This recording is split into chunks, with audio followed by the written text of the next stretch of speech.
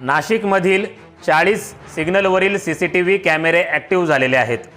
जर कोणी सिग्नल तोडला किंवा ट्रिपल सीट आढळलं तर त्याला थेट ई-चलन पाठवले जाणार आहे।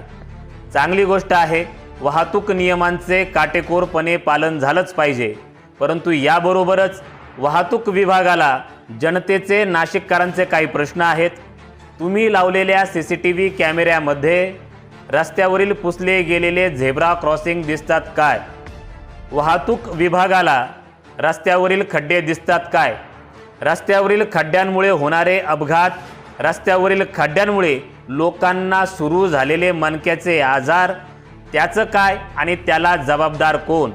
आणि हो, आणखी एक महत्त्वाचा प्रश्न, ट्रॅफिक पोलीस ट्रॅफिक मॅनेज करण्याचे काम कमी आणि वसुली करण्याचे कामच जास्त करतात, असं का?